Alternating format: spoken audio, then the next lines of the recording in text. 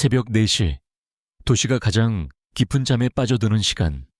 강설이의 하루는 그 짙은 어둠을 가르며 시작되었다. 낡았지만 잘 관리된 전기, 우유 카트의 희미한 모터 소리가 아스팔트 위를 미끄러지듯 나아갔다. 그녀의 존재는 잠든 부촌의 고요함에 거의 흡수되어 마치 유령처럼 익숙하고 조용하게 움직였다. 설이는 이른 새벽에 차가운 공기를 좋아했다. 그것은 모든 감각을 날카롭게 만들고 불필요한 생각들을 잠재우며 오직 눈앞의 길과 정해진 임무에만 집중하게 했다. 그녀는 단순한 우유 배달부가 아니었다. 적어도 스스로는 그렇게 생각했다. 그녀에게 이 일은 생계를 위한 수단을 넘어 하나의 정교한 의식과 같았다. 각 집의 문 앞에 놓인 빈 우유병의 수, 새로 놓아야 할 우유의 종류, 심지어 문 앞의 작은 화분이나 신문의 위치 변화까지. 그녀의 눈은 모든 것을 기록하고 분석했다. 이러한 습관은 과거의 상처가 남긴 생존 본능이었고 이제는 그녀의 일부가 되어버렸다. 4번가는 그녀의 배달 구역 중에서도 가장 마지막에 위치한 곳이었다. 거대한 플라타너스 나무들이 길 양쪽으로 늘어선 이곳은 도시의 소음이 완전히 차단된 별세계와도 같았다. 수십억 원을 호가하는 저택들은 저마다 높은 담벼락과 철저한 보안 시스템으로 무장한 채 깊은 침묵 속에 잠겨 있었다. 설이는 이곳의 공기가 다른 곳보다 유난히 무겁고 차갑게 느껴진다고 생각했다. 마치 보이지 않는 경계선이 그어져 있는 것 같았다. 그리고 그 4번가의 가장 끝, 막다른 길에 이르기 직전에 문제의 저택이 있었다. 다른 집들이 저마다의 개성을 뽐내며 화려함을 과시하는 것과 달리 그 집은 마치 주변의 모든 빛을 빨아들이는 블랙홀처럼 존재했다.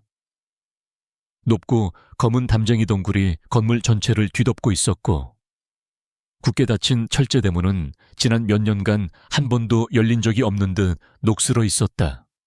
유일하게 사람의 흔적을 느낄 수 있는 것은 매일 아침 그녀가 우유를 놓아두는 작은 쪽문뿐이었다.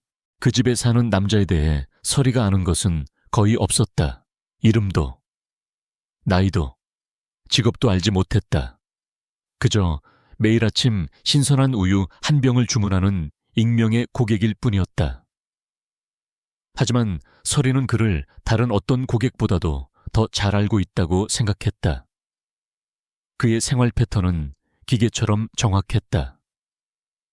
설이가 새벽 5시 정각의 우유를 쪽문 앞 작은 보관함에 넣어두면 정확히 새벽 6시 5분에서 10분 사이에 그 우유는 사라졌다. 단 한 번의 오차도 없었다.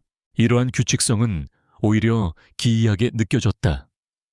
사람은 기계가 아니기에 사소한 변수가 생기기 마련이다.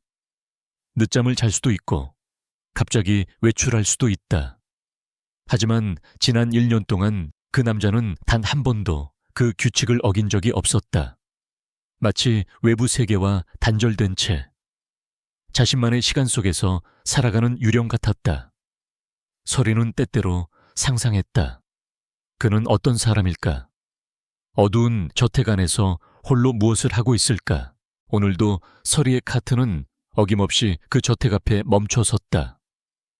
그녀는 익숙하게 카트에서 내려 신선한 우유 한 병을 꺼내 들었다. 쪽문으로 다가가는 그녀의 발걸음은 소리가 나지 않았다. 그것 역시 오랜 훈련의 결과였다. 그녀는 쪽문 옆에 작은 보관함 뚜껑을 열고 어제 놓아두었던 빈 병을 꺼내고 새 우유병을 넣었다. 모든 것이 평소와 똑같았다. 하지만 바로 그 순간 설이의 예민한 감각이 미세한 이질감을 포착했다. 그것은 아주 희미한 빛이었다. 저택의 2층, 항상 커튼이 굳게 닫혀있던 창문 틈으로 아주 잠깐, 마치 반딧불처럼 작은 빛이 새어나왔다가 사라졌다. 너무나도 짧은 순간이었기에 착각이라고 생각할 수도 있었다. 하지만 설이의 눈은 그것을 놓치지 않았다. 지난 일 연간 단 한 번도 빛이 새어 나온 적이 없었던 바로 그 창문이었다. 심장이 미세하게 빠르게 뛰기 시작했다. 그녀는 잠시 그 자리에 멈춰 서서 저택을 올려다보았다. 저택은 다시 완벽한 어둠과 침묵에 휩싸였다. 하지만 서리는 이미 알고 있었다. 오늘 아침은 무언가 다르다는 것을. 그 철옹성 같던 저택의 완벽한 규칙성에 아주 작은 균열이 생겼다. 그 빛은 무엇이었을까? 단순한 불빛이 아니었다. 무언가 날카롭고 차가운 것이 스쳐 지나가는 듯한 그런 느낌의 빛이었다. 서리는 빈 우유병을 챙겨 카트로 돌아왔다. 그녀는 애써 아무렇지 않은 척 자신의 일상적인 업무를 계속하는 것처럼 행동했다. 하지만 그녀의 머릿속은 온통 방금 본 그 빛에 대한 생각으로 가득 찼다. 단순한 호기심이 아니었다. 위험에 대한 본능적인 경고음이 머릿속에서 울리고 있었다. 저택 안에 있는 남자는 단순히 괴팍한 은둔자가 아닐지도 모른다. 저 깊은 어둠 속에는 그녀가 상상할 수 없는 비밀이 숨겨져 있을 것이다. 전기 카트가 다시 부드럽게 움직이기 시작했다. 서리는 백미러를 통해 점점 멀어지는 검은 저택을 응시했다. 저택은 여전히 아무 일도 없다는 듯 웅크리고 있었다. 하지만 서리는 더 이상 그곳을 예전처럼 볼 수 없었다. 평온한 일상이라는 얇은 얼음판 아래 차갑고 위험한 심연이 입을 벌리고 있는 것을 본 것만 같았다. 그 작은 불빛 하나가 그녀의 세계를 통째로 흔들기 시작했다. 그녀는 자신의 배달 구역을 벗어나 도시의 다른 지역으로 향했다. 동이 트기 시작하면서 거리는 점차 활기를 띠기 시작했다. 출근하는 사람들, 신문을 돌리는 아이, 가게 문을 여는 상인들, 모두의 평범한 아침이 시작되고 있었다. 하지만 서리의 마음은 여전히 네 번가의 그 어두운 저택에 머물러 있었다. 그녀는 자신이 원하지 않는 무언가의 일부가 되어버렸다는 불길한 예감에 사로잡혔다. 서리의 과거는 그녀에게 한 가지 중요한 교훈을 가르쳐 주었다. 그것은 바로 위험을 감지했을 때는 최대한 멀리 달아나야 한다는 것이었다. 모르는 척, 보지 못한 척, 평범한 우유 배달부로 남아야 했다. 하지만 또 다른 본능이 그녀의 내면에서 속삭이고 있었다. 이미 보아버린 것을 어떻게 보지 않은 것으로 만들 수 있을까? 그 균열은 이미 그녀의 눈앞에 드러나 버렸다. 그녀는 배달을 모두 마치고 집으로 돌아왔다. 작은 원룸은 깔끔하게 정돈되어 있었지만 어딘가 모르게 삭막한 기운이 감돌았다. 그녀는 샤워를 하고 간단하게 아침을 먹었지만 음식은 모래알처럼 느껴졌다. 텔레비전을 켜자 떠들썩한 아침 뉴스가 흘러나왔다. 정치, 경제, 사회에 대한 이야기들이었지만 그 어떤 것도 그녀의 귀에 들어오지 않았다. 그녀의 머릿속에는 오직 하나의 질문만이 맴돌고 있었다. 그 남자는 누구이며 저택 안에서는 무슨 일이 벌어지고 있는 것일까? 그녀는 창가에 서서 밖을 내다보았다. 이제는 완전히 밝아진 세상은 평화로워 보였다. 하지만 서리는 알고 있었다. 빛이 강할수록 그림자는 더욱 짙어지는 법이다. 4번가의 그 저택은 도시의 가장 화려한 빛 아래 드리워진 가장 깊고 어두운 그림자였다. 그리고 그녀는 오늘 새벽 그 그림자의 가장 깊은 곳을 무심코 들여다보고 말았다. 밤이 되고 다시 잠자리에 들 시간이 되었지만 서리는 잠을 이룰 수 없었다. 내일 새벽에도 그녀는 어김없이 우유를 배달해야 한다. 그 저택 앞에 다시 서야만 한다. 평소와 똑같이 아무것도 모르는 척 행동할 수 있을까? 아니면 또 다른 무언가를 보게 될까? 두려움과 함께 아주 작은 기대감이 피어올랐다. 그것은 위험한 비밀에 대한 호기심이었고 어쩌면 오랫동안 잊고 지냈던 자신의 또 다른 모습이 깨어나는 소리였을지도 모른다. 그날 밤 서리는 꿈을 꾸었다. 꿈속에서 그녀는 거대한 검은 저택 앞에 서 있었다. 굳게 닫힌 철문이 천천히 열리고 깊이를 알 수 없는 어둠이 그녀를 향해 손짓하고 있었다. 그녀는 도망쳐야 한다고 생각했지만 발이 떨어지지 않았다. 오히려 그 어둠 속으로 천천히 걸어 들어가고 있었다. 그곳에 무엇이 기다리고 있든 그녀는 이미 피할 수 없는 운명의 궤도에 올라탄 것인지도 몰랐다. 서리는 자신의 일상에 대한 애착이 강했다. 예측 가능하고 통제 가능한 삶. 그것이 그녀가 스스로를 지키는 방식이었다. 하지만 4번가 저택의 남자는 그 모든 것을 뒤흔드는 변수였다. 그의 존재 자체가 하나의 거대한 물음표였고 오늘 새벽에 그 불빛은 그 물음표에 작은 점 하나를 찍었다. 그 점은 앞으로 거대한 파장을 일으킬 폭풍의 눈이 될 것임을 아직 서리는 알지 못했다. 그녀는 침대에서 일어나 물을 한 잔 마셨다. 차가운 물이 목을 타고 넘어가는 느낌이 정신을 조금 맑게 해주었다. 그녀는 다시 창밖을 보았다.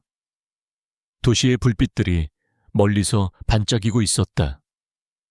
저 수많은 불빛들 아래에는 얼마나 많은 비밀과 이야기들이 숨겨져 있을까. 그리고 그녀는 이제 그중 하나의 비밀에 아주 가까이 다가서게 되었다. 내일 새벽이 오는 것이 두려우면서도 동시에 기다려졌다. 모든 것이 시작될 것 같은 예감이 들었다. 마침내 새벽 알람이 울리기 전 그녀는 잠이 들었다. 아주 짧고 얕은 잠이었다. 그녀의 의식은 여전히 날카롭게 벼려진 채 곧 다가올 새벽을 기다리고 있었다. 4번가 저택의 고요함은 폭풍 전야와도 같았다. 그리고 강설이는 자신도 모르는 사이에 그 폭풍의 가장 중심부로 한 걸음 더 다가서고 있었다. 그녀의 우유 카트는 내일도 어김없이 그곳으로 향할 것이고 그곳에서 그녀는 자신의 삶을 송두리째 바꿀 진실과 마주하게 될 운명이었다. 다음 날 새벽은 유난히 짙은 안개와 함께 찾아왔다. 한치 앞을 분간하기 어려울 정도의 안개는 모든 소리와 형태를 삼켜버렸고 세상은 거대한 소미불 속에 잠긴 듯 고요했다. 강설이는 평소보다 조금 더 긴장한 채 우유 카트의 핸들을 잡았다. 어제 보았던 그 희미한 불빛이 밤새 그녀의 머릿속을 떠나지 않았다. 그것이 무엇이었든 평온했던 그녀의 일상에 던져진 작은 돌멩이가 만들어낸 파문은 쉬이 가라앉지 않았다. 4번기에 접어들자 안개는 더욱 짙어졌다. 거대한 저택들은 흐릿한 윤곽만 남긴 채 안개 속에 몸을 숨겼고 가로등 불빛마저 힘을 잃고 뿌옇게 흩어졌다. 서리는 카트의 속도를 줄였다. 이 비현실적인 풍경 속에서 오직 그녀의 카트 소리만이 유일하게 살아있는 존재의 증거처럼 느껴졌다. 그녀는 심호흡을 하며 마음을 다잡았다. 오늘은 그저 우유를 배달하고 아무것도 보지 못한 듯 아무것도 느끼지 못한 듯 조용히 떠나야 했다. 마침내 문제의 저택의 안개 속에서 거대한 그림자처럼 그 모습을 드러냈다. 평소보다 더 음산하고 위압적인 기운이 느껴졌다.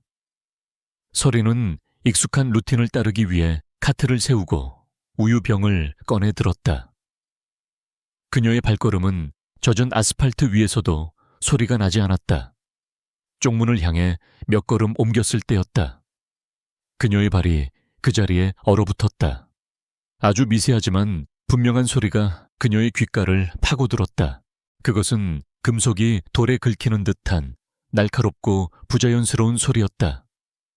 안개가 모든 소리를 흡수하는 와중에도 그 소리는 이상할 정도로 선명했다. 서리는 본능적으로 몸을 낮춰 담벼락의 가장 어두운 그림자 속으로 몸을 숨겼다. 심장이 세차게 방망이질 치기 시작했다. 그녀는 숨을 죽인 채 소리가 들려온 쪽, 저택의 측면을 향해 시선을 고정했다. 안개가 옅어지는 찰나의 순간, 그녀는 그것을 보았다. 검은색 옷을 입은 2명의 남자였다. 그들은 마치 그림자처럼 담벼락에 달라붙어 움직이고 있었다. 머리에는 얼굴을 가리는 검은색 비닐을 쓰고 있었고 그들의 움직임은 일반적인 좀도둑의 그것과는 차원이 달랐다. 군인이나 특수요원처럼 한치의 낭비도 없는 절제되고 훈련된 몸놀림이었다. 그중 한 명이 작은 도구를 이용해 1층의 창문 잠금 장치를 해제하려 하고 있었다.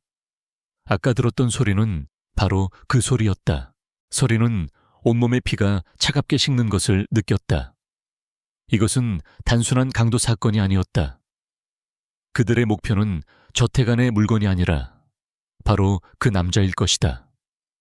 어제 보았던 그 불빛은 우연이 아니었다. 저택 안의 남자는 위험에 처해 있었고 그 위험이 바로 지금 그녀의 눈앞에서 현실이 되어 펼쳐지고 있었다. 그녀는 당장 이곳을 벗어나야 했다. 경찰에 신고해야 할까 하지만 그 전에 자신이 먼저 발각될 것 같았다. 바로 그 순간 그들이 작업하던 창문이 소리 없이 안쪽으로 열렸다. 검은 옷의 남자들은 잠시 당황한 듯 멈칫했다. 그리고 창문 안쪽의 어둠 속에서 한 남자의 실루엣이 나타났다. 안개와 어둠 때문에 얼굴은 잘 보이지 않았지만 길고 단단한 체구라는 것은 알 수 있었다. 저택의 주인이었다. 그는 전혀 놀란 기색 없이 오히려 그들을 기다렸다는 듯 침착한 목소리로 말했다. 아주 낮고 차가운 목소리였다. 주인을 기다리는 인내심은 부족한 모양이군. 그 목소리가 안개를 뚫고 서리의 귀까지 들려왔다. 다음 순간 믿을 수 없는 일이 벌어졌다. 창문으로 침입하려던 남자가 먼저 안으로 뛰어들었고 뒤따라 다른 남자도 움직였다. 그러나 저택의 주인은 물러서지 않았다. 그는 침입자의 팔을 자바체 안으로 끌어당기는 동시에 유려한 움직임으로 그의 몸을 돌려 균형을 무너뜨렸다. 순식간에 벌어진 일이었다. 짧은 격투음이 들려왔다. 둔탁한 타격음과 짧은 신음, 그리고 무언가 넘어지는 소리. 서리는 눈을 뗄 수 없었다. 은둔자처럼 보였던 남자의 움직임은 상상을 초월할 정도로 빠르고 효율적이었다. 그는 단순한 방어가 아니었다. 상대의 공격을 역이용하여 급소를 공격하는 지독할 정도로 실전적인 격투술이었다. 잠시 후 먼저 들어갔던 남자가 창문 밖으로 비틀거리며 튕겨져 나왔다. 남은 한 명이 그를 부축하는 사이 저택의 남자는 창틀에 기대선 채 그들을 응시했다. 그의 손에는 무기 하나 없었지만 그가 뿜어내는 기운은 잘 벼려진 칼날처럼 서늘했다. 침입자들은 잠시 그와 대치하더니 이내 상황이 불리하다고 판단한 듯 서로에게 짧은 신호를 보냈다. 그들은 부상당한 동료를 이끌고 순식간에 안개 속으로 사라졌다. 마치 처음부터 아무도 없었던 것처럼 모든 것이 폭풍처럼 지나갔다. 저택 주변에는 다시 정적이 찾아왔다. 하지만 그 정적은 이전의 그것과는 질적으로 달랐다. 폭력의 잔향이 공기 중에 선명하게 남아있었다. 서리는 자신이 숨을 쉬는 것조차 잊고 있었다는 것을 깨달았다. 그녀는 조심스럽게 몸을 일으키려 했다. 어떻게든 이 자리를 벗어나야 했다. 그녀는 너무 많은 것을 보아버렸다. 하지만 그녀가 움직이기도 전에 창틀에 기대 서 있던 남자의 고개가 천천히 그녀가 숨어있는 쪽으로 돌아왔다. 어둠과 안개 속에서도 그의 시선이 정확하게 자신을 꿰뚫고 있다는 것을 직감할 수 있었다.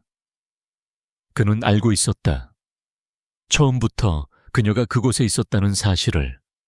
서리는 온몸이 얼어붙었다. 도망칠 수도, 소리칠 수도 없었다. 그의 시선에 붙잡힌 나비처럼 무력했다. 남자가 창문에서 내려와 그녀에게로 천천히 걸어왔다. 안개가 걷히면서 그의 모습이 조금 더 선명하게 드러났다. 그는 30대 중반쯤으로 보였고 흐트러진 머리카락과 날카로운 눈매를 가지고 있었다. 평범한 옷차림이었지만 온몸에서 뿜어져 나오는 위압감은 숨길 수 없었다. 그는 서리의 바로 앞에서 걸음을 멈췄다. 그의 눈은 그녀가 무엇을 보았고 무엇을 생각하는지 전부 읽어내려는 듯 깊고 차가웠다. 매일 아침 우유를 가져다주는 아가씨로군. 그의 목소리는 아까와 마찬가지로 낮고 감정이 없었다. 얼마나 봤지. 서리는 마른 침을 삼켰다. 거짓말은 통하지 않을 것 같았다. 이 남자는 모든 것을 꿰뚫어 보는 눈을 가지고 있었다. 그녀는 떨리는 목소리로 간신히 대답했다. 처음부터 전부 다요. 남자는 잠시 말이 없었다. 그는 서리의 얼굴과 그녀가 꼭 쥐고 있는 우유병을 번갈아 쳐다보았다. 그의 시선은 평가하는 듯, 분석하는 듯 날카로웠다. 신고할 생각인가? 그 질문에 서리는 아무 대답도 할 수 없었다. 머릿속이 하얗게 비어버린 것 같았다. 이 상황에서 어떻게 행동하는 것이 옳은 것인지 판단이 서지 않았다. 그 순간 남자가 손을 뻗어 서리의 팔을 잡았다. 놀랄 만큼 강한 힘이었다. 그는 저항할 틈도 주지 않고 그녀를 이끌고 쪽문으로 향했다. 일단 들어와. 여기서 이야기할 문제는 아닌 것 같으니 그가 쪽문을 열자 깊고 어두운 내부가 드러났다. 서리는 본능적으로 저항하려 했지만 그의 힘을 당해낼 수는 없었다. 그녀는 속수무책으로 저택 안으로 끌려 들어갔다. 철컥하는 소리와 함께 문이 닫히자 바깥 세상의 안개와 새벽빛은 완전히 차단되었다. 완벽한 어둠과 침묵이 그녀를 감쌌다. 그녀의 손에 들려있던 우유병이 바닥으로 떨어지며 쨍그랑하는 날카로운 소리를 냈다. 그 소리는 저택의 깊은 정적 속으로 무력하게 퍼져나갔다. 저택의 내부는 외부에서 상상했던 것과는 전혀 다른 공간이었다. 삐걱이는 낡은 복도를 지나 남자가 그녀를 이끈 곳은 거대한 서재처럼 보이는 방이었다. 하지만 책장의 책들은 무질서하게 꽂혀 있었고 방 한가운데 놓인 거대한 테이블 위에는 책 대신 각종 지도와 서류 그리고 노트북 컴퓨터 몇 대가 어지럽게 널려 있었다. 희미한 스탠드 불빛이 그 혼돈의 풍경을 간신히 비추고 있었다. 남자는 서리의 팔을 놓아주고는 테이블 옆 의자를 턱으로 가리켰다. 앉으라는 무언의 지시였다. 서리는 경계심을 풀지 않은 채 뻣뻣하게 의자 끝에 걸터 앉았다. 남자는 그녀의 맞은편에 서서 마치 신문하는 형사처럼 그녀를 내려다보았다. 그의 눈빛은 여전히 차가웠지만 그 안에는 당혹감과 일말의 절박함이 뒤섞여 있었다. 그는 자신의 완벽한 은신처에 예기치 않은 변수가 끼어든 상황을 빠르게 계산하고 있는 듯했다. 이름이 뭐지? 그가 먼저 침묵을 깼다. 강설이입니다. 그녀의 목소리는 생각보다 침착하게 나왔다. 얼마나 됐나?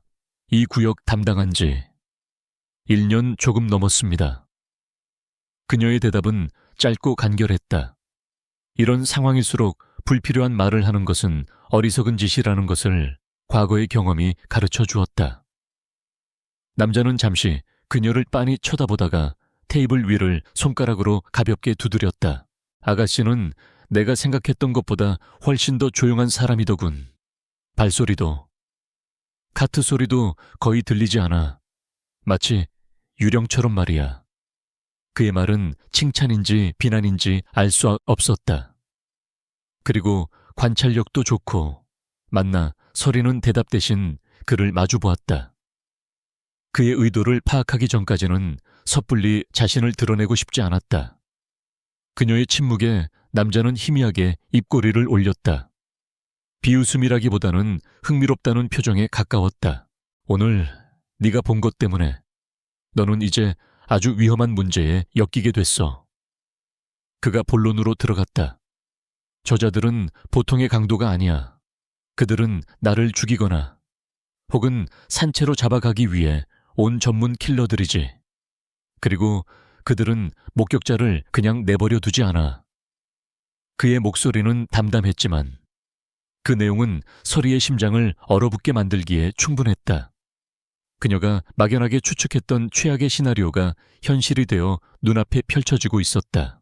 남자는 잠시 말을 멈추고 그녀의 반응을 살폈다. 그녀의 얼굴은 창백하게 질려 있었지만 예상했던 것처럼 비명을 지르거나 울음을 터뜨리지는 않았다. 그저 굳은 표정으로 상황을 이해하려 애쓰고 있었다. 그 모습은 남자로 하여금 자신이 내릴 결정에 대한 작은 확신을 갖게 했다. 그는 원래 그녀를 조용히 처리하고 사라질 생각까지 했었다. 하지만 지금 그는 다른 가능성을 보고 있었다. 내 이름은 권지혁이다. 그가 마침내 자신의 이름을 밝혔다. 서리의 눈이 미세하게 커졌다. 어디선가 들어본 듯. 단 이름이었다. 권지혁은 한 걸음 더 나아갔다. SY그룹의 회장이지. 적어도 한 달 전까지는 그랬어. 그 순간 서리의 머릿속에 흩어져 있던 퍼즐 조각들이 맞춰졌다. 한 달 전 대한민국을 떠들썩하게 했던 뉴스. 거대 기업 SY그룹의 총수가 국가 핵심 기술을 해외에 유출하고 거액의 비자금을 조성한 혐의로 수사를 받던 중 돌연 자취를 감춘 사건. 언론에서는 그가 해외로 밀항했을 것이라고 떠들썩했지만 그는 바로 이곳 도시의 심장부 한가운데 숨어 있었던 것이다. 서리는 믿을 수 없다는 듯 그를 쳐다보았다. 눈앞의 남자는 대한민국 경제를 움직이는 거물이라기엔 너무나 지쳐 보이고 고립되어 있었다. 모든 건 함정이야. 내 사촌동생 권태민이 꾸민 짓이지. 내가 사라져야만 자기가 그룹을 차지할 수 있으니까. 권지혁의 목소리에 처음으로 희미한 분노가 서렸다. 그는 테이블 위에 서류 뭉치를 가리켰다. 저것들이 내 무죄를 증명할 자료들이다. 하지만 밖으로 나갈 수도, 누구에게 연락할 수도 없어. 내 모든 통신망은 감시당하고 있고 내 사람들은 전부 숙청당했지. 그는 다시 서리를 바라보았다. 그의 눈빛은 이제 신문이 아닌 제안을 담고 있었다. 나는 지금 눈과 귀가 없는 장님이나 마찬가지다.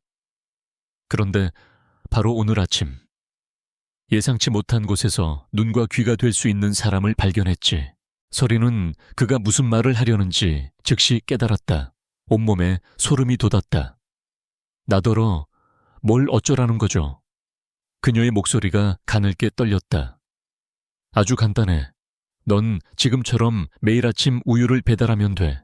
아무도 우유 배달부 아가씨를 의심하지 않을 테니까. 권지혁이 말했다. 네가 나의 눈이 되어주는 거다. 이 저택 주변을 감시하는 놈들의 움직임. 차량 번호, 인상착의, 교대 시간. 네가 보는 모든 것을 내게 알려주면 돼. 그것은 거부할 수 없는 제안인 동시에 악마의 속삭임과도 같았다. 서리의 머릿속에서 경고음이 울렸다. 도망쳐야 해. 이건 네가 감당할 수 있는 일이 아니야. 하지만 이성을 마비시키는 공포 속에서도 그녀의 냉철한 다른 자아가 빠르게 상황을 분석하고 있었다. 권지혁의 말이 맞았다. 그녀는 이미 목격자다. 그를 돕지 않고 이대로 돌아간다고 해도 언젠가 그 검은 옷의 남자들이 자신을 찾아낼지 모른다. 그녀는 이미 안전지대를 벗어났다. 내가 왜 당신을 믿어야 하죠? 당신이 정말 억울한 건지 아니면 언론에 나온 그대로인 나쁜 놈인지 내가 어떻게 알아요? 서리는 용기를 내어 반문했다. 그녀는 일방적으로 끌려다니고 싶지 않았다. 최소한의 확인은 필요했다. 권지혁은 그녀의 반문에 놀란 기색 없이 오히려 당연하다는 듯 고개를 끄덕였다. 그는 노트북 하나를 그녀 앞으로 돌려 화면을 보여주었다. 화면에는 복잡한 암호로 보호된 파일들이 가득했다. 이 안에 모든 증거가 들어있다. 권태민이 해외 경쟁사와 내통한 이메일, 비자금 계좌 내역, 그리고 그가 나를 함정에 빠뜨리기 위해 나눈 대화의 녹음 파일까지. 그는 잠시 서류 더미를 뒤져 작은 USB 하나를 꺼내 보였다. 하지만 가장 결정적인 증거는 여기에 있어. 아직 내 손에 넣지 못한 물건이지. 그걸 찾아야 모든 것을 끝낼 수 있다. 그의 눈빛은 확신에 차 있었다. 서리는 오랫동안 침묵했다. 그녀의 머릿속에서 수만 가지 생각이 충돌했다. 평범하고 조용한 삶으로 돌아가고 싶다는 열망과 이대로 있다가는 더 큰 위험에 빠질 것이라는 공포. 그리고 눈앞의 남자가 말하는 거대한 불의에 대한 희미한 분노가 뒤섞였다. 그녀는 힘없는 개인이 거대한 권력에 의해 어떻게 짓밟히는지 누구보다 잘 알고 있었다. 과거, 아버지가 그렇게 쓰러져 갔던 것처럼 마침내 그녀가 입을 열었다. 그녀의 목소리는 더 이상 떨리지 않았다. 좋아요. 돕겠어요. 권지혁의 눈이 순간적으로 빛났다. 하지만 서리의 말은 아직 끝나지 않았다. 하지만 조건이 있어요. 나는 당신의 장기 말이 아니에요. 모든 상황을 공유해줘야 해요. 그리고 이 일이 끝나면 내 안전을 완벽하게 보장해줘야 하고요. 그에 대한 합당한 대가도 받아야겠어요. 그녀는 자신의 목숨을 거는 일에 대한 정당한 요구를 하고 있었다. 권지혁은 잠시 그녀를 바라보다가 이내 고개를 끄덕였다. 좋아, 약속하지. 네가 나를 돕는다면 나는 내 모든 것을 걸고 너를 지켜주겠다. 그리고 네가 상상하는 것 이상의 보상을 받게 될 거다. 그는 서랍에서 아주 작은 무선 이어폰과 종이 한 장을 꺼내 그녀에게 건넸다. 이건 비상 연락용이다. 그리고 이 종이에는 내일 아침 네가 확인해야 할 것들이 적혀 있다. 오은 다음엔 반드시 폐기해. 서리는 그것들을 받아들었다. 손바닥 위에 작은 이어폰이 그녀의 앞으로 펼쳐질 위험한 미래처럼 차갑게 느껴졌다. 권지혁은 그녀를 데리고 다시 현관으로 향했다. 동이 트기 시작했는지 굳게 닫힌 문틈으로 희미한 빛이 새어 들어오고 있었다. 기억해, 이제부터 너는 그냥 우유 배달부가 아니야. 우리의 운명은 이제 너의 두 발과 두 눈에 달려있다. 문이 열리고 서리는 다시 바깥 세상으로 나왔다. 새벽 공기가 폐부 깊숙이 스며들었다. 세상은 그대로였지만 그녀는 더 이상 어제의 강설이가 아니었다. 그날 밤 강설이는 거의 잠을 이루지 못했다. 익숙하고 안전했던 자신의 작은 방이 마치 적진의 한가운데에 놓인 임시 막사처럼 낯설게 느껴졌다. 손바닥 안에 든 작은 이어폰과 머릿속에 새겨진 권지혁의 지시는 그녀의 평범했던 일상을 완전히 다른 차원의 것으로 바꾸어 놓았다. 이제 그녀가 매일 지나다니던 거리는 더 이상 평범한 동네 골목이 아니었다. 그것은 보이지 않는 전쟁이 벌어지고 있는 최전선이었다. 다음 날 새벽, 그녀는 평소보다 조금 더 일찍 잠자리에서 일어났다. 거울 앞에 선 그녀는 자신의 얼굴을 찬찬히 들여다보았다. 피곤함이 서려 있었지만 눈빛만은 이상할 정도로 맑고 차갑게 가라앉아 있었다. 두려움은 여전했지만 그 두려움이 오히려 모든 감각을 극도로 예민하게 만들고 있었다. 그녀는 오늘부터 완벽한 우유 배달부 소녀를 연기해야만 했다. 아주 조금의 이질감도 드러내서는 안 되는 목숨을 건 연기였다. 우유 카트를 몰고 네번가로 향하는 그녀의 마음은 무겁게 가라앉아 있었다. 어제 외웠던 권지혁의 지시가 머릿속에서 반복적으로 재생되었다. 검은색 세단, 차량 번호 서울 34가 8847, 항상 저택이 보이는 코너에 주차되어 있다. 가짜 정원사, 녹색 작업복을 입고 있지만 손이 너무 깨끗하고 장비가 새 것이다.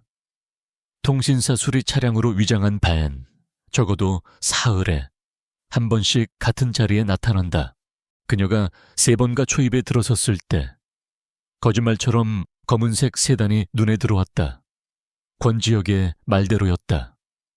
너무나 태연하게 그 자리에 서 있는 차를 보자 서리는 온몸에 털이 곤두서는 것 같았다. 그녀는 시선을 주지 않으려 애쓰며 평소처럼 카트를 몰아 첫 번째 배달 장소로 향했다. 하지만 그녀의 모든 신경은 그 채 쏠려 있었다. 차 안에는 남자 2명이 타고 있었고 그들은 신문을 보는 척하며 저택 쪽을 감시하고 있었다. 서리는 자신의 루틴을 하나도 바꾸지 않았다. 정해진 순서대로, 정해진 속도로 움직였다. 우유를 내리고 빈 병을 싣는 동작은 기계처럼 정확했다. 하지만 그녀의 눈은 이제 다른 것들을 보고 있었다. 가게 쇼윈도에 비친 거리의 모습, 자동차 백미러에 반사된 뒤쪽의 풍경, 심지어 길고양이의 움직임 하나까지. 그녀의 머릿속에서는 이 모든 정보들이 재구성되어 하나의 거대한 지도를 만들어내고 있었다. 가짜 정원사도 발견했다. 그는 저택 건너편 집의 담벼락 앞에서 어설픈 가위질을 하고 있었다. 그의 시선은 정원이 아닌 저택의 대문을 향해 고정되어 있었다. 서리는 그와 눈이 마주치지 않도록 조심하며 그의 옆을 스쳐 지나갔다. 그의 귀에 꽂힌 작은 무선 이어폰이 아침 햇살에 잠깐 반짝이는 것을 그녀는 놓치지 않았다. 그들은 거대한 거미줄처럼 저택을 중심으로 촘촘하게 포진해 있었다. 한편 검은색 세단 안에서는 최 실장이라 불리는 남자가 짜증스러운 표정으로 담배 연기를 내뿜고 있었다. 그는 권태민 부회장의 가장 신임받는 해결사였고 권 지역을 놓친 이후로 하루도 편히 잠을 자본 적이 없었다. 저 저택 안에 권 지역이 숨어 있다는 것은 거의 확실했지만 섣불리 공격할 수는 없었다. 지난번의 실패로 인해 상대가 만만치 않다는 것을 알게 되었기 때문이다. 젠장, 저놈의 집구석은 개미새끼 한 마리 얼씬하지 않는군. 최 실장이 옆자리의 부하에게 신경질적으로 말했다. 너무 조용해. 죽었는지 살았는지 알 수가 있어야지. 이건 뭔가 이상해. 그의 날카로운 직감은 이 교착 상태에 무언가 보이지 않는 흐름이 생겨나고 있음을 경고하고 있었다. 그는 턱짓으로 막 저택 앞을 지나가는 서리의 우유 카트를 가리켰다. 저 계집애는 뭐냐? 매일 아침 우유를 배달하는 아가씨입니다. 확인해봤는데 그냥 평범한 알바생입니다. 부하의 대답에 최 실장은 눈을 가늘게 떴다. 그는 한동안 말없이 우유 카트가 멀어지는 것을 지켜보았다. 너무나 평범해서 오히려 의심스러웠다. 세상에 완벽하게 평범한 건 없어. 그는 담배를 창밖으로 비벼 끄며 말했다. 내일 저 계집애 한번 찔러봐. 뭔가 나올지도 모르지. 다음 날 서리는 어김없이 3번께 나타났다. 어제와 모든 것이 똑같았다. 검은 세단, 가짜 정원사.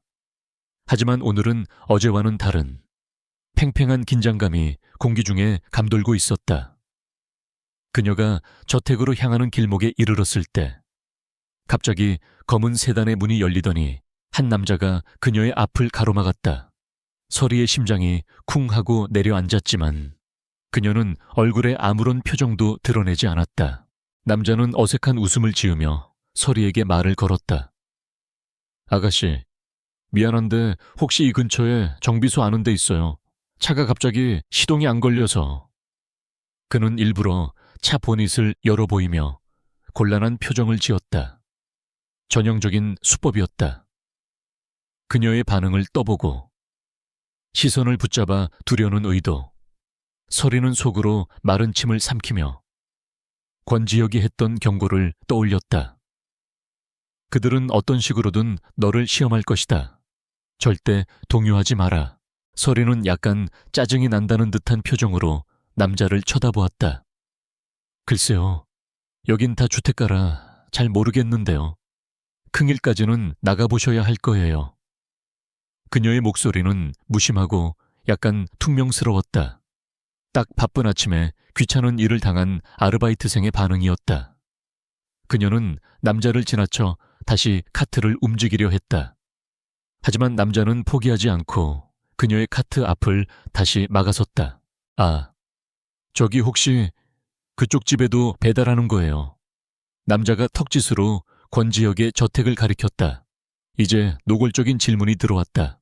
서리는 심장이 얼어붙는 것 같았지만 겉으로는 더욱 귀찮다는 표정을 지었다. 네, 그런데요. 아니, 저 집은 사람이 사는 것 같지도 않게 조용해서요. 혹시 집주인 본 적 있어요? 어떤 사람인지 궁금해서 그의 눈빛이 집요하게 그녀의 얼굴을 파고들었다. 내가 그걸 어떻게 알아요? 나는 그냥 우유만 놓고 가는데요. 아저씨, 저 바빠요. 서리는 단호하게 말을 자르고는 남자를 거의 밀치다시피 하며 카트를 출발시켰다. 그녀는 백미러를 보지 않으려 애썼다. 그 남자가 어떤 표정으로 자신을 보고 있을지 상상하고 싶지 않았다. 심장은 금방이라도 터져 나올 것처럼 뛰었지만 그녀의 손은 흔들림 없이 카트 핸들을 잡고 있었다. 저택 앞에 도착한 서리는 약속된 신호를 보냈다. 어제 관찰한 내용을 보고하기 위한 신호였다. 그녀는 우유병을 평소와는 다른 약간 오른쪽으로 치우친 곳에 놓았다. 그리고 빈 병을 수거하는 대신 그 옆에 작은 돌멩이 하나를 놓아두었다. 추가 보고 사항 있음이라는 뜻이었다. 모든 것을 마친 그녀는 단 1초도 지체하지 않고 그 자리를 떠났다. 등 뒤로 수십 개의 눈이 자신을 주시하고 있는 것만 같았다. 그날 저녁 그녀는 권지혁이 알려준 장소로 향했다. 동네의 낡은 공중전화 부스였다. 그녀는 부스 안, 전화기 아래에 미리 붙여두었던 아주 작은 자석통을 떼어냈다. 그 안에는 초소형 메모리 카드가 들어있었다. 그녀는 자신이 관찰한 모든 내용을 기록한 또 다른 메모리 카드를 그 안에 넣고 다시 붙여두었다. 이것이 그들의 위험한 정보 교환 방식이었다.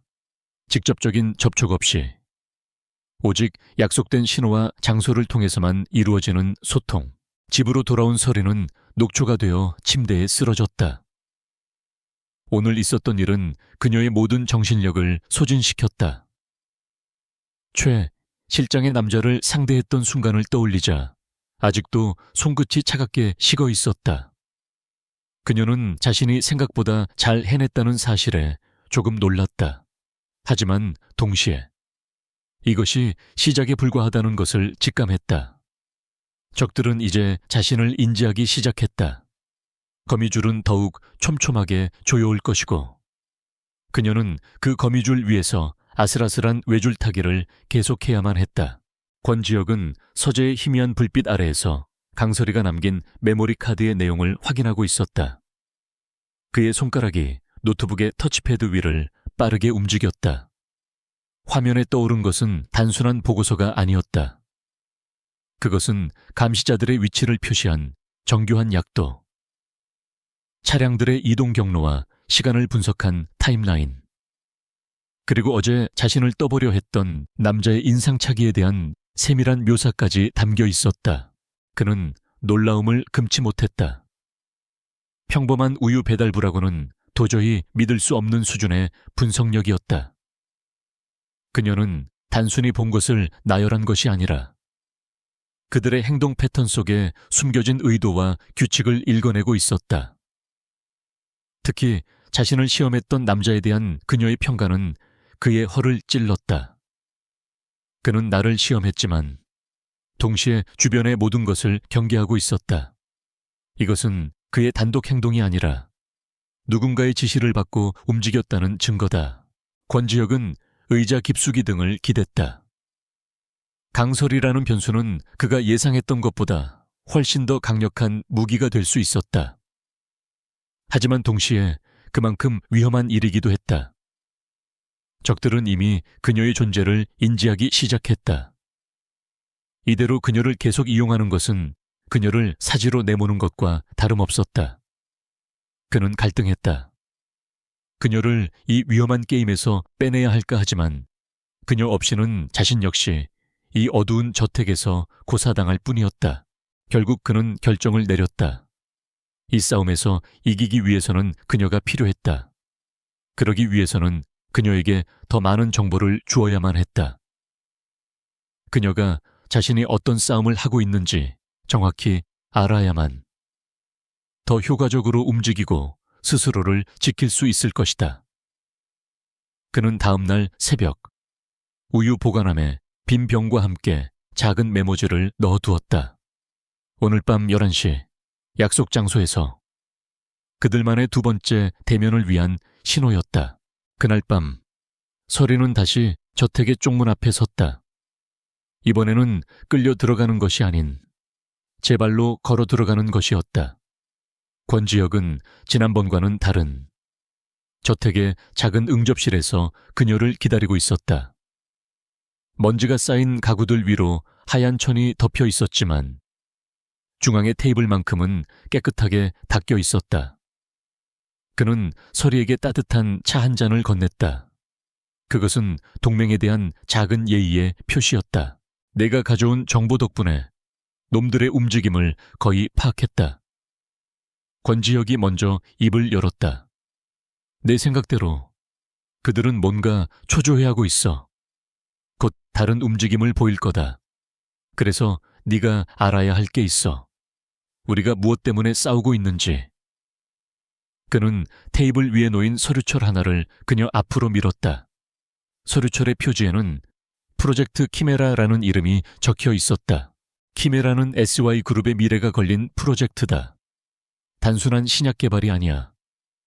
유전공학 기술을 이용해 난치병의 근원을 치료할 수 있는, 인류의 역사를 바꿀 수 있는 기술이지.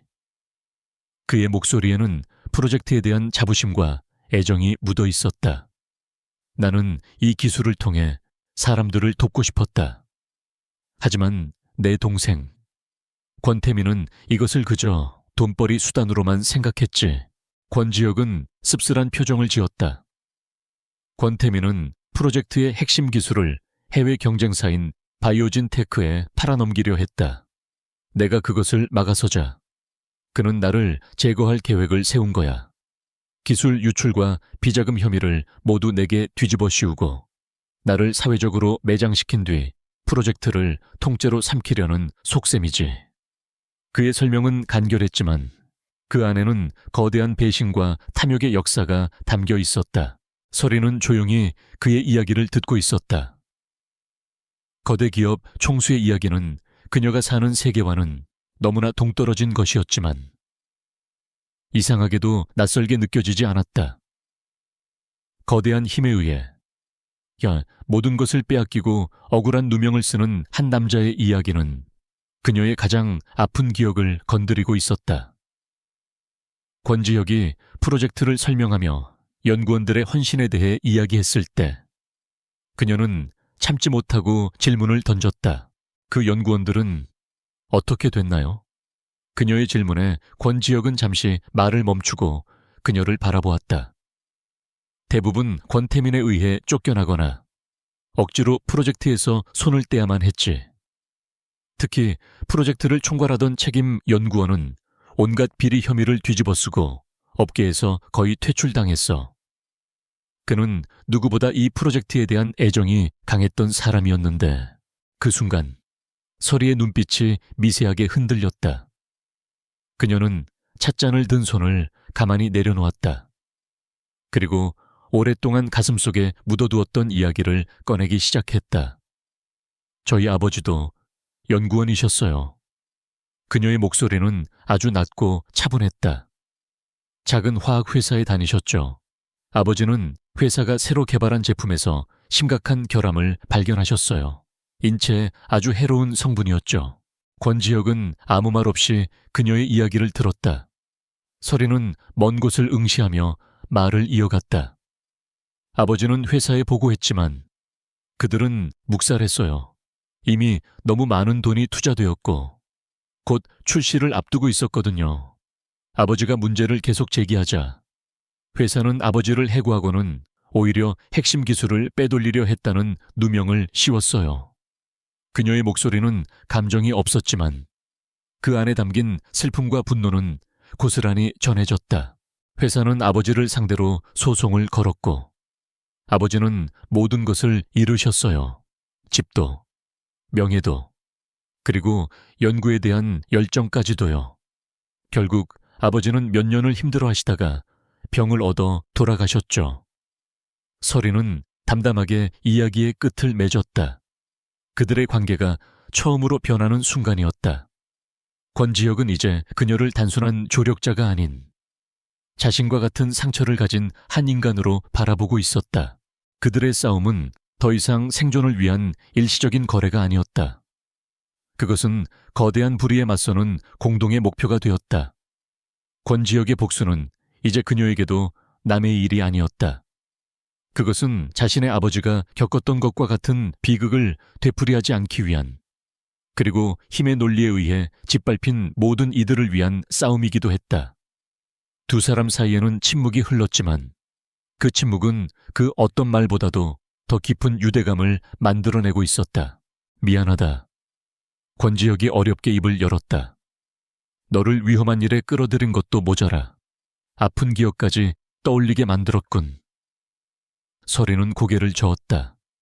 아니요, 괜찮아요. 그녀는 권지혁을 똑바로 쳐다보았다. 그녀의 눈빛은 더 이상 두려움에 흔들리지 않았다. 이제 알겠어요. 우리가 왜 이겨야만 하는지. 그러니 이제 말해주세요. 다음은 뭘 해야 하죠? 그녀의 목소리에는 강한 의지가 담겨 있었다. 그들의 계약은 이제 진정한 동맹으로 거듭나고 있었다. 강설이의 고백 이후 권지혁과 그녀 사이의 공기는 미묘하게 변해 있었다. 단순한 고용주와 조력자의 관계를 넘어 깊은 상처를 공유한 동지애와 비슷한 감정이 싹트고 있었다. 이제 그들의 대화에는 불필요한 경계심 대신 공동의 목표를 향한 묵직한 신뢰가 자리 잡고 있었다.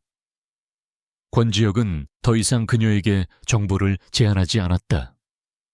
그는 자신의 패를 모두 보여주어야만 이길 수 있는 싸움이라는 것을 깨달았다. 이제 반격을 시작해야 해. 권지혁이 서재의 지도 위에 여러 지점을 표시하며 말했다. 하지만 우리 둘만으로는 부족해. 외부의 도움이 절실히 필요하다. 믿을 수 있는 단 한 사람의 아군이. 그는 한 곳에 붉은 펜으로 동그라미를 쳤다. 그곳은 여의도에 위치한 SY그룹 본사 건물이었다. 문성진 실장, 그룹 보안 총괄 책임자이자 내 유일한 사람이지. 하지만 문제는 어떻게 그와 접촉하느냐였다. 권태민이 그룹을 장악한 지금 문성진 실장은 분명 최우선 감시 대상일 터였다. 그의 모든 통화와 이메일, 심지어 개인적인 움직임까지 전부 감시당하고 있을 것이 뻔했다. 권지혁이 고뇌에 잠겨 있을 때 조용히 지도를 보고 있던 서리가 입을 열었다. 직접 연락하는 건 위험해요. 하지만 그 사람만 알 수 있는 신호를 보내는 건 어떨까요? 그녀의 제안은 대담하고 기발했다. 디지털 기록이 남는 방식은 피해야 해요. 가장 추적하기 어려운 건 아날로그 방식이죠. 그녀는 펜을 들어 지도 옆에 메모지에 무언가를 적기 시작했다. 그것은 도서관의 도서 검색 번호였다. 오래되고 아무도 찾지 않을 것 같은 희귀 서적이에요. 이 책의 특정 페이지에 메시지를 숨겨두는 거죠. 문 실장에게는 이 책의 번호만 전달하는 거예요. 권지혁은 그녀의 계획에 감탄했다. 고립된 채 전략만 구상하던 자신과 달리 그녀는 세상 속에서 살아 움직이는 실질적인 방법을 알고 있었다. 남은 문제는 어떻게 문 실장에게 책 번호를 전달하느냐였다. 그것 역시 서리가 해답을 제시했다. 대포폰이 필요해요. 현금으로만 거래하는, 절대 신원을 추적할 수 없는. 제가 구해올게요. 그녀의 말투는 조금의 망설임도 없었다. 며칠 후 서리는 용산의 낡은 전자상가 뒷골목에서 대포폰 한 대를 손에 넣었다. 그녀는 권지혁에게 그것을 전달했고 그는 단 한 통의 문자 메시지를 작성했다. 수신인은 문성진 실장. 내용에는 아무런 문장도 없이 오직 서리가 찾아낸 도서 번호와 광화문 국립도서관이라는 6글자만 적혀 있었다. 그는 문자를 보내자마자 유심칩을 부수고 핸드폰을 벽에 던져 박살 내버렸다. 이제 주사위는 던져졌다. 한편 SY그룹 본사 최상층의 보안 사무실에서 문성진 실장은 숨막히는 압박감 속에서 하루하루를 버티고 있었다. 권태민이 심어놓은 감시자들이 사무실 곳곳에 포진해 그의 일거수일투족을 지켜보고 있었다. 그는 권지혁 회장이 억울한 함정에 빠졌다고 확신했지만 아무것도 할 수 없는 자신의 무력함에 분노를 사길 뿐이었다. 바로 그때 그의 개인 휴대폰이 짧게 진동했다. 발신자 표시 제안으로 도착한 의문의 문자였다. 문성진의 눈이 가늘어졌다. 그는 즉시 이것이 보통의 스팸 문자가 아니라는 것을 직감했다. 그는 주변을 경계하며 조심스럽게 문자를 확인했다. 의미를 알 수 없는 숫자 조합과 도서관 이름. 하지만 그의 머릿속은 빠르게 회전하기 시작했다.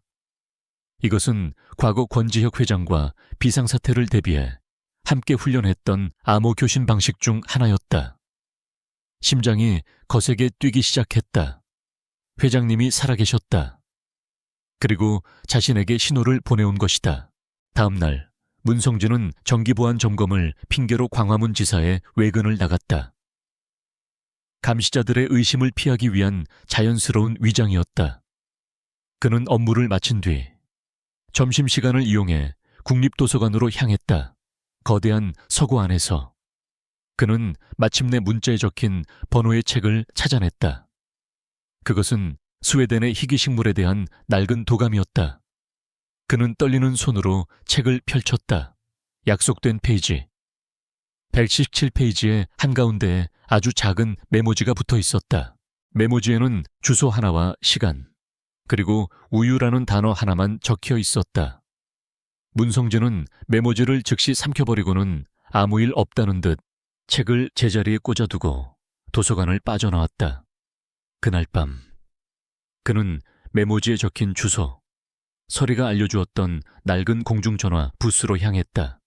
약속된 시간에 전화기 아래를 더듬자 차가운 자석통이 손에 잡혔다. 그 안에는 그가 기다리던 회장님의 의지가 담긴 메모리 카드가 들어있었다. 사무실로 돌아온 그는 보안 시스템을 잠시 마비시킨 뒤 개인 노트북으로 메모리 카드의 내용을 확인했다. 그 안에는 권지혁이 처한 상황에 대한 간략한 설명과 함께 방역을 위해 반드시 필요한 물건에 대한 이야기가 담겨 있었다. 그것은 권지혁이 실종되던 날 사용했던 특수 제작된 만년필이었다. 평범한 만년필처럼 보이지만 사실은 고성능의 음성 녹음기였다. 권지혁은 그 만년필로 자신이 함정에 빠지기 직전 권태민이 자신의 계획을 의기양양하게 떠벌리는 대화를 모두 녹음해 두었다. 그것이야말로 권태민의 죄를 입증할 수 있는 빼도 박도 못하는 증거. 스모킹 건이었다. 문제는 그가 본사에서 탈출하던 중 비상계단 근처에서 몸싸움을 벌이다가 그 만년필을 떨어뜨렸다는 점이었다. 그 이후로 만년필의 행방은 묘연한 상태였다. 권지혁의 메시지는 단호했다. 문 실장, 어떻게든 그 만년필을 찾아주게. 그것만 있으면 이 전쟁을 끝낼 수 있네. 문성진은 주먹을 불끈 쥐었다. 마침내 자신이 해야 할 일이 생겼다. 그는 즉시 답신을 작성했다. 회장님, 반드시 찾아내겠습니다. 저를 믿어주십시오. 그는 새로운 메모리 카드를 자석통에 넣어 다시 공중전화 부스에 가져다 놓았다. 그들의 비밀스러운 연결고리는 성공적으로 구축되었다. 며칠 후 권지혁은 서리를 통해 문성진의 답신을 확인할 수 있었다. 짧지만 강한 의지가 담긴 메시지에 그는 오랜만에 희미한 미소를 지었다. 어둠 속에서 홀로 버티던 외로운 싸움이 아니었다. 이제 그에게는 밖에서 움직여줄 충직한 아군이 생겼다. 그는 조용히 작전을 수행하고 있을 서리를 생각했다. 평범한 소녀의 용기가 만들어낸 기적이었다. 방역의 서막은 이제 막 올랐을 뿐이었다. SSY그룹의 회장실. 본래 권 지역의 공간이었던 그곳은 이제 권태민의 탐욕으로 가득 차 있었다.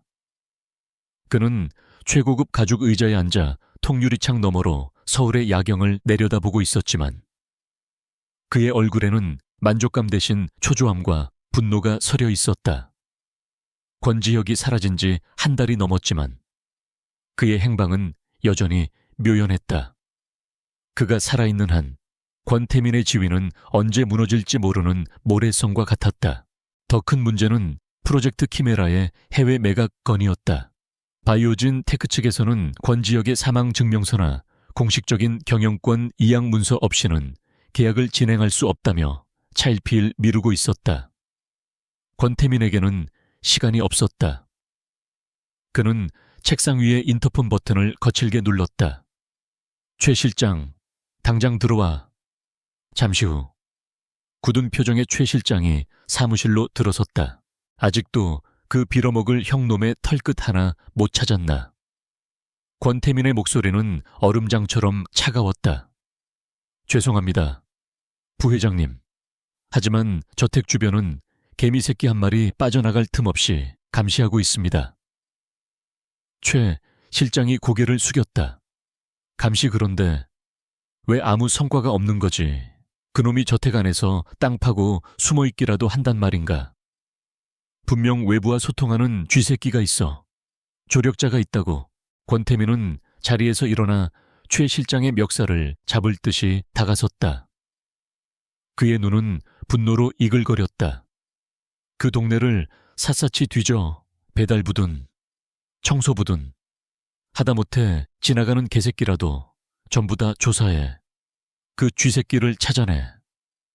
어떻게든 그놈의 입을 열어서 권지혁이 어디 있는지 알아내란 말이다. 이건 명령이야. 그의 광기, 어린 목소리가 넓은 사무실에 울려 퍼졌다. 그날 이후 세번가 주변의 공기는 완전히 달라졌다. 최 실장의 부하들은 더 이상 수동적으로 감시만 하지 않았다. 그들은 순찰을 핑계로 동네 주민들을 탐문하기 시작했고 골목마다 낯선 얼굴들이 배회했다. 강설이는 즉시 그 변화를 감지했다. 보이지 않던 거미줄이 이제는 눈에 보일 정도로 촘촘해지고 있었다. 그들의 목표가 자신이라는 것을 직감했지만 그녀는 멈출 수 없었다. 며칠 후 설이가 배달을 마치고 자신의 구역을 벗어나려 할 때였다. 그녀의 뒤로 낯선 승용차 한 대가 소리 없이 따라붙기 시작했다. 지난번의 검은 세단이 아니었다.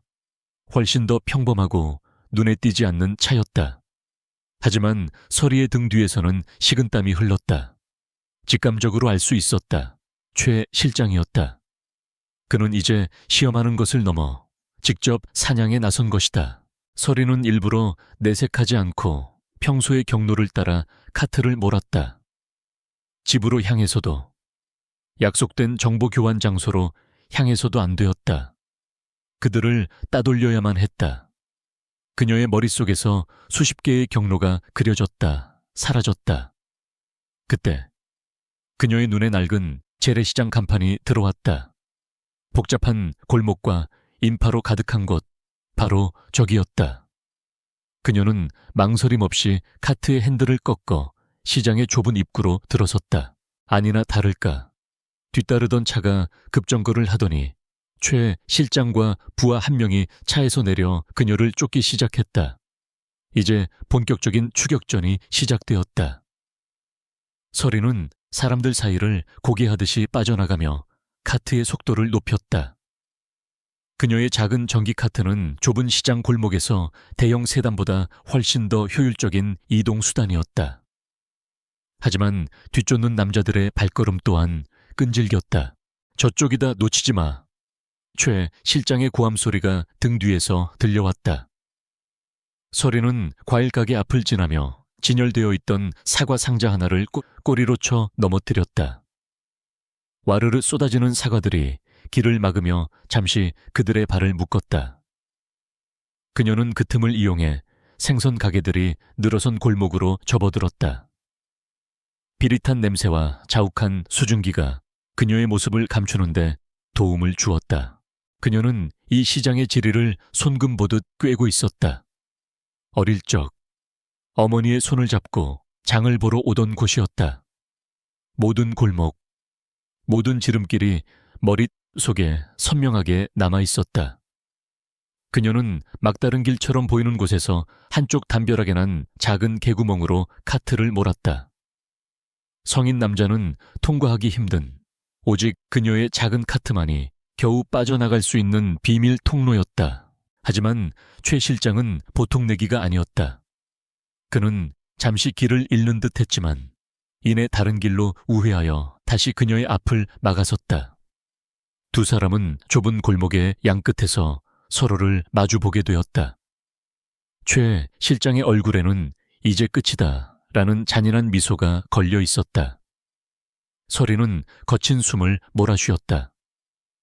더 이상 도망칠 곳은 없어 보였다. 그러나 그녀는 포기하지 않았다. 그녀의 눈이 빠르게 주변을 훑었다. 골목 한쪽에는 국수 가게에서 내놓은 밀가루 포대들이 쌓여 있었다. 그녀는 마지막 힘을 다해 카트의 핸들을 꺾어 밀가루 포대를 향해 돌진했다. 쾅 하는 소리와 함께 포대가 터지면서 하얀 밀가루가 안개처럼 퍼져나갔다. 순간적으로 시야가 가려진 최 실장이 욕설을 뱉으며 주춤하는 사이 서리는 그 옆을 아슬아슬하게 스쳐 지나갔다. 시장을 완전히 벗어난 그녀는 대로변의 복잡한 차량 행렬 속으로 카트를 몰았다. 백미러로 보이는 최 실장의 분노에 찬 얼굴을 뒤로 한 채 그녀는 미친 듯이 페달을 밟았다. 마침내 그들의 시야에서 완전히 벗어났을 때 그녀는 근처 공원의 한적한 벤치에 카트를 세우고 주저앉았다. 온몸의 힘이 빠져나가고 심장이 격렬하게 울렁거렸다. 그녀는 겨우 살아남았다. 하지만 자신의 정체가 완전히 노출되었다는 사실 또한 깨달았다. 이제 평범한 우유 배달부라는 위장은 더 이상 통하지 않았다. 그녀는 품속에서 비상용 이어폰을 꺼내 버튼을 눌렀다. 권지혁에게 보내는 짧은 신호였다. 그림자가 붙었음, 위장막 소실, 당분간 통신 두절. 짧은 보고를 마친 그녀는 이어폰을 껐다. 이제 그녀는 혼자 힘으로 살아남아야 했다. 저택 안의 권지혁도, 멀리서 움직이는 문성진도 그녀를 구해줄 수 없었다. 쫓는 자와 쫓기는 자의 관계는 이제 명확해졌다. 강설이는 낡은 여관의 침대에 누워 눈을 감고 있었다. 하지만 잠을 자는 것이 아니었다. 그녀는 머릿속에서 지난 몇 주간의 일들을 필름처럼 되감고 있었다. 모든 장면, 모든 대화, 모든 소리. 추격 전의 아드레날린이 가라앉자 차가운 이성이 그 자리를 차지했다. 최 실장에게 정체가 발각된 것은 위기였지만 동시에 새로운 가능성을 열어주었다. 이제 그녀는 더 이상 정해진 루트를 따라 움직이는 우유 배달부가 아니었다. 그녀는 이제 어둠 속에서 움직이는 유령이었다. 그녀의 기억은 모든 사건의 시작점, 안개가 자욱했던 그날 새벽으로 거슬러 올라갔다. 권지혁과 침입자들의 짧고 격렬했던 몸싸움, 그리고 자신이 저택 안으로 끌려 들어갈 때 손에서 떨어뜨렸던 우유병의 파열음. 모든 것이 생생했다. 그녀는 그날의 자신의 행동을 하나하나 복기했다. 우유를 배달하고, 싸움을 목격하고, 저택으로 끌려 들어갔다. 그 사이 아주 짧은 순간에 자신이 무의식적으로 했던 행동이 있었다. 그것은 바로 빈 우유병을 수거한 일이었다. 너무나 몸에 밴 습관이었기에 그 긴박한 상황 속에서도 그녀의 몸은 기계적으로 움직였다. 그녀는 분명히 쪽문 옆 보관함에서 빈 병을 꺼내 자신의 카트 속 우유 상자에 넣어뒀다. 만약에 권지혁과 침입자들이 몸싸움을 벌이는 과정에서 무언가 떨어졌다면, 그리고 그것이 하필이면 그녀의 빈 우유 상자 안으로 들어갔다면 심장이 쿵하고 뛰었다. 문성진 실장이 SY그룹 본사 주변을 샅샅이 뒤지고 있다는 것을 그녀는 알고 있었다. 모두가 만년필이 그곳에 떨어졌을 것이라고 가정하고 있었다. 하지만 아무도 저택 앞에서 벌어진 최초의 격투에 대해서는 생각하지 않았다. 그것은 너무나도 사소하고 짧은 순간이었기에 모두가 간과했던 맹점이었다. 등잔 밑이 어둡다는 말처럼 결정적인 단서는 가장 가까운 곳에 있을지도 몰랐다. 그녀는 자리에서 벌떡 일어났다. 그날 아침에 수거했던 우유 상자. 그 상자는 지금 어디에 있을까? 배달을 마치면 모든 빈 병과 상자는 소속된 유제품 대리점으로 반납하게 되어 있었다. 대부분은 세척되어 재사용되지만 일부 파손되거나 낡은 상자들은 창고 한쪽에 쌓아두기도 했다. 만약 그 상자가 아직 그곳에 남아있다면 아주 희박한 가능성이었지만 지금 그녀가 기댈 수 있는 유일한 희망이었다. 문제는 어떻게 이 사실을 권지혁에게 알리느냐였다. 통신은 두절된 상태. 그녀는 잠시 고민하다가 곧 방법을 찾아냈다. 그녀는 여관을 나와 근처 문구점에서 크레용 한 자루를 샀다. 그리고 어둠이 내리기를 기다려. 아이들을 둔 엄마처럼 위장한 채 4번가 근처의 놀이터로 향했다. 그녀는 권지혁의 저택 담벼락과 마주보는 놀이터 바닥에 아이가 낙서한 것처럼 꾸며 딸기 우유 그림 하나를 그려놓았다. 그것은 그들만의 새로운 신호였다. 과거 응접실에서 대화할 때 권지혁이 무심코 어릴 적엔 딸기 우유를 가장 좋아했다고 말했던 것을 그녀는 기억하고 있었다. 일반 우유가 아닌 딸기 우유. 그것은 예상치 못한 변수 발생. 새로운 계획이 있음을 의미하는 암호였다. 다음 날 새벽, 권지혁은 CCTV를 통해 그 그림을 확인했다. 그는 즉시 서리가 무언가 중요한 것을 발견했음을 직감했다. 그날 밤, 서리는 다시 움직였다. 그녀의 목표는 자신이 속한 유제품 대리점의 후문이었다. 다행히 대리점의 보안은 허술했다. 그녀는 담을 넘어 어둠 속에 잠긴 창고 안으로 잠입했다. 퀴퀴한 우유 비린내와 먼지가 가득한 창고 안에는 수백 개의 우유 상자들이 산더미처럼 쌓여 있었다. 이 속에서 그날의 상자를 찾아내는 것은 사막에서 바늘 찾기와도 같았다. 하지만 서리에게는 자신만의 기억법이 있었다. 그녀는 자신이 사용했던 모든 상자의 미세한 흠집이나 특징을 기억하고 있었다. 그녀는 손전등 불빛에 의지해 상자 더미를 하나하나 뒤지기 시작했다.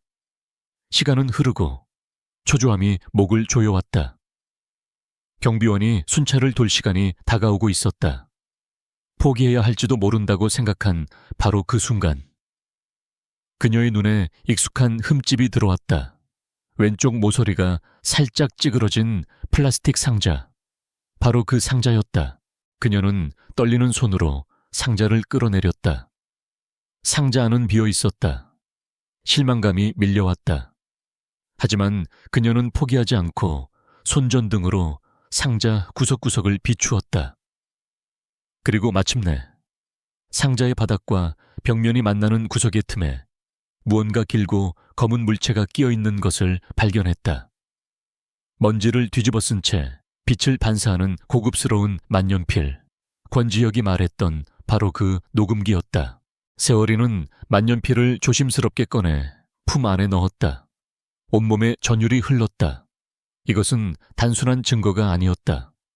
억울하게 모든 것을 빼앗긴 한 남자의 명예와 힘의 논리에 의해 쓰러져간 자신의 아버지를 위한 복수의 칼날이었다. 그녀는 조용히 창고를 빠져나왔다. 이제 이 결정적인 무기를 가장 안전하게 전달해야만 했다. 며칠 후 권태민이 SY그룹의 미래 비전을 발표하는 대규모 기자회견을 예고했다. 사실상 프로젝트 키메라의 매각을 공식화하는 자리였다. 권지혁과 서리, 그리고 문성진에게는 바로 그날이 결전의 날이었다. 서리는 만년필을 문성진에게 전달할 마지막 계획을 세웠다. 그녀는 기자회견장에 음료를 납품하는 하청업체에 아르바이트생으로 위장해 잠입하기로 했다. 결전의 날 아침, 권지혁은 서리가 마지막으로 남긴 메시지를 확인했다. 열쇠는 전달되었습니다. 그는 서재의 창문 틈으로 동이 터오는 바깥을 바라보았다. 길고 어두웠던 터널의 끝이 보이기 시작했다. 그는 책상 서랍에서 권태민과의 대화가 녹음된 만년필을 꺼내 손에 쥐었다. 이제 모든 준비는 끝났다. 무대는 마련되었고 배우들은 각자의 위치에 섰다. 진실의 막을 올리는 것은 이제 그의 손에 달려 있었다. 기자회견이 열리는 호텔 연회장은 수백 명의 인파로 발 디딜 틈이 없었다. 대한민국 재계를 이끌어가는 주요 인사들과 투자자들, 그리고 사건의 향방에 촉각을 곤두선 내외신 기자들의 열기로 가득했다. 연회장의 모든 조명은 단 한 사람, 곧 무대 위에 오를 권태민을 위해 존재하는 듯했다. 그는 지금 이 순간 자신이 세상의 중심이라고 느끼고 있었다. 무대 뒤편에서 권태민은 의기양양한 미소로 자신의 모습을 마지막으로 점검했다. 완벽하게 재단된 슈트, 자신감 넘치는 표정, 모든 것이 완벽했다. 그는 곧 SY그룹의 새로운 왕으로 등극할 것이고 자신의 앞길을 막던 형, 권지혁은 역사 속으로 사라질 터였다. 그는 자신의 승리를 의심하지 않았다. 모든 변수는 통제되었고 판은 완벽하게 짜여 있었다. 하지만 그가 모르는 사이 그의 화려한 무대 아래에서는 보이지 않는 전쟁이 이미 시작되고 있었다. 연회장 한쪽 구석에서 강설이는 음료 카트를 미는 케이터링 직원으로 완벽하게 위장한 채 분주히 움직이고 있었다. 모자를 깊게 눌러 쓴 그녀의 얼굴은 누구의 시선도 끌지 않았다. 하지만 그녀의 귀 속에 꽂힌 작은 이어폰으로는 저택을 나선 권지혁의 침착한 목소리가 들려오고 있었다. 그녀는 그의 눈이자 그의 손발이었다. 권지혁의 지시에 따라 문성진 실장은 연회장의 보안을 총괄하고 있었다. 권태민이 심어놓은 새로운 보안 팀원들 사이에서 그는 자신의 충성스러운 부하들을 핵심 위치에 교묘하게 배치해두었다. 그의 표정은 평소와 다름없이 무뚝뚝했지만 그의 신경은 날카롭게 곤두서 있었다. 그는 곧 터져나올 폭풍을 기다리는 고요한 눈과도 같았다. 모든 것은 신호가 떨어지기만을 기다리고 있었다. 마침내 사회자의 우렁찬 소개와 함께 권태민이 무대 위에 올랐다. 수많은 카메라 플래시가 일제히 터지며 그의 등장을 맞았다. 그는 능숙하게 손을 흔들어 보이며 준비된 연설을 시작했다. 그는 먼저 실종된 사촌형 권지혁에 대한 안타까움을 표하며 그의 명복을 비는 위선적인 연기를 펼쳤다. 그의 연설이 절정에 달할수록 연회장의 분위기는 그의 의도대로 흘러가고 있었다. 바로 그 순간 서리에게 권지혁의 명령이 떨어졌다. 지금이다. 방송실로. 서리는 음료수병 몇 개를 일부러 바닥에 떨어뜨렸다. 요란한 소리와 함께 음료수가 쏟아지자 방송실 앞을 지키던 경호원의 시선이 잠시 그쪽으로 쏠렸다. 그 틈을 타 근처에 대기하던 문성진의 부하가 경호원에게 다가가 말을 걸었다. 완벽한 양동작전이었다. 서리는 한 마리 고양이처럼 조용히 방송실의 문을 열고 안으로 스며들었다. 방송실 안에는 엔지니어 한 명이 헤드셋을 쓴 채 모니터를 보고 있었다. 서리가 그의 등 뒤로 다가서는 것을 그는 전혀 눈치채지 못했다. 서리는 망설이지 않았다. 그녀는 작은 전기 충격기를 꺼내 엔지니어의 목에 가져다 댔다. 찍 하는 소리와 함께 엔지니어는 소리 없이 의자 아래로 쓰러졌다. 그녀는 엔지니어를 구석으로 끌어다 놓고는 권지혁에게 받은 작은 USB를 제어 콘솔에 꽂았다. 모든 준비는 끝났다. 무대 위에서 권태민은 SY그룹의 새로운 비전을 발표하며 연설의 클라이맥스를 향해 달려가고 있었다. 저는 오늘 SY그룹이 세계적인 기업 바이오진 테크사와 역사적인 파트너십을 체결했음을 발표합니다. 이것은 우리의 미래를. 그의 목소리가 자신감으로 가득 차 연 회장에 울려 퍼지는 순간이었다. 갑자기 연 회장의 모든 조명이 깜빡이더니 그의 뒤편에 있던 거대한 스크린이 모두 꺼져버렸다. 장내가 술렁이기 시작했다. 권태민이 당황하여 방송실에 사인을 보내는 순간 연 회장의 최고급 스피커를 통해 낯선 목소리가 흘러나오기 시작했다. 그것은 한 달 전 권지혁의 사무실에서 녹음되었던 권태민 자신의 목소리였다. 형은 너무 물러터졌어. 키메라는 이런 식으로 썩힐 기술이 아니라고. 보드진의 멍청이들은 내가 하는 말이라면 뭐든지 믿을 거야. 형만 사라지면 키메라는 내 거야. 연 회장은 순식간에 찬물을 끼얹은 듯 조용해졌다. 이어서 권지혁의 목소리가 들려왔다.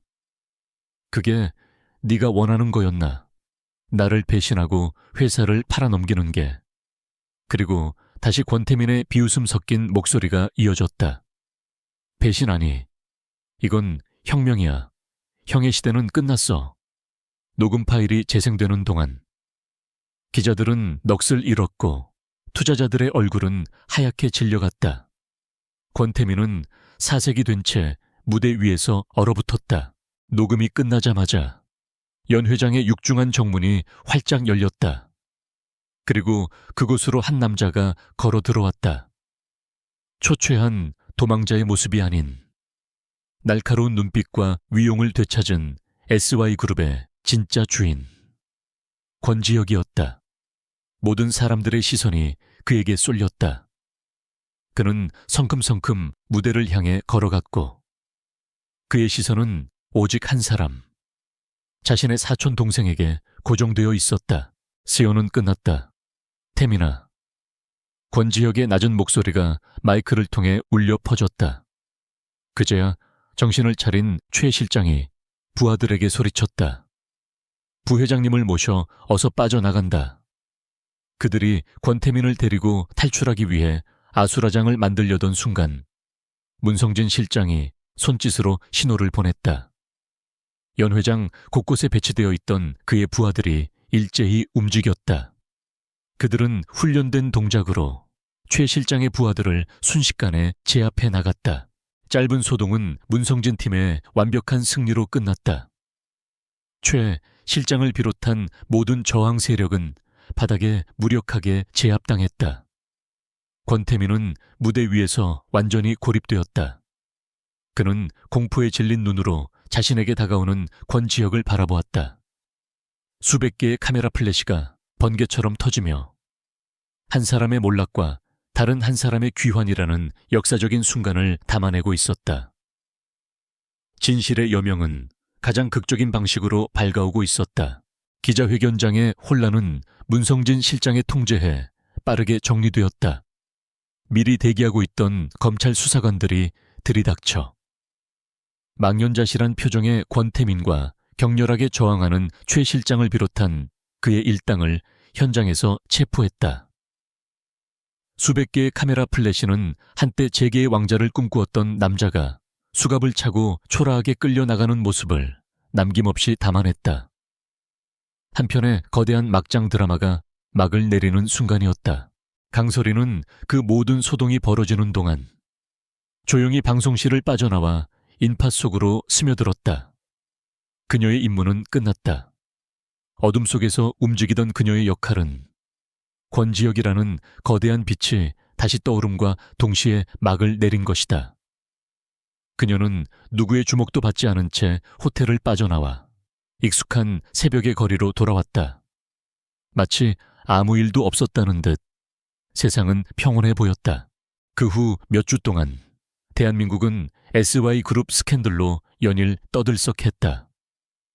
권지혁의 만년필에 담겨있던 녹취 파일은 권태민의 모든 죄상을 입증하는 결정적인 증거가 되었다. 그의 배신 행각은 물론 그와 결탁했던 정관계 인사들과 비자금의 흐름까지 낱낱이 드러났다.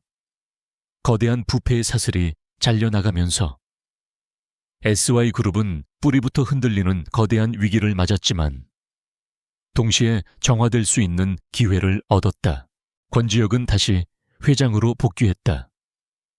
그는 이전보다 더 단호하고 냉철하게 그룹을 재정비하기 시작했다. 권태민이 추진했던 바이오진 테크와의 매각 계약은 즉시 파기되었고 프로젝트 키메라는 본래의 순수한 목표를 가지고 다시 가동되었다.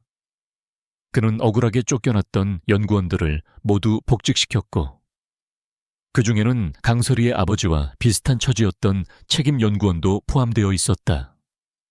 정의는 더디지만 마침내 제자리를 찾아가고 있었다. 모든 것이 폭풍처럼 지나가고 마침내 안정을 되찾을 무렵 강설이는 한 통의 전화를 받았다. 문성진 실장이었다. 그는 권지혁 회장이 그녀를 만나고 싶어 한다고 정중하게 전했다. 며칠 후 설이는 더 이상 우유 배달부가 아닌 강설이라는 이름의 한 개인으로서 SY그룹 본사 건물의 최상층 회장실 문 앞에 섰다. 그녀가 숨어서 지켜보기만 했던 거대한 성의 심장부였다. 권지혁은 창가에 서서 서울의 정영을 내려다보고 있다가 그녀가 들어서자 조용히 돌아섰다. 예전의 초췌하고 날카로운 모습은 온데간데 없었다. 그는 깊은 안도감과 연륜이 느껴지는 진정한 리더의 얼굴을 하고 있었다. 그는 설이에게 다가와 말없이 고개를 숙였다. 고맙다는 말로는 부족하겠지. 당신이 없었다면 나는 저택의 어둠 속에서 사라졌을 거다. SY그룹도 그리고 나 자신도. 그는 테이블 위에 놓인 서류 봉투 하나를 그녀에게 내밀었다. 이건 감사의 표시다. 네가 평생 아무 걱정 없이 살 수 있는 액수일 거야. 원한다면 해외 어느 곳이든 새로운 신분으로 살아갈 수 있도록 모든 지원을 하겠다. 그것은 그가 해줄 수 있는 최선의 그리고 가장 상식적인 보상이었다.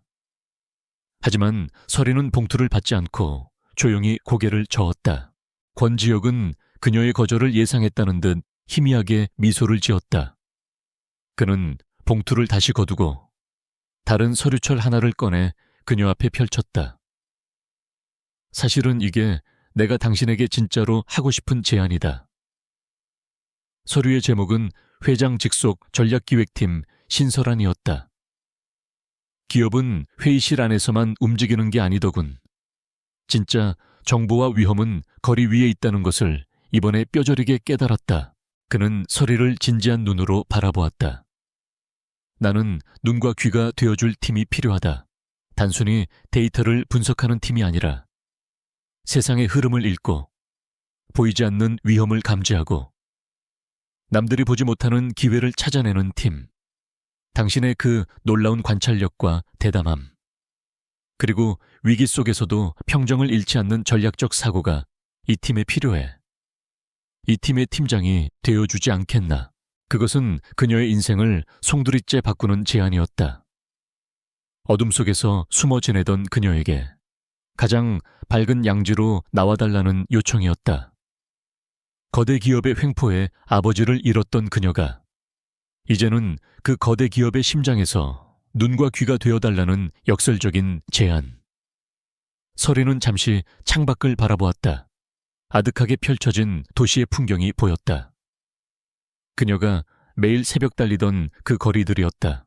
그녀는 더 이상 도망치거나 숨지 않아도 되었다.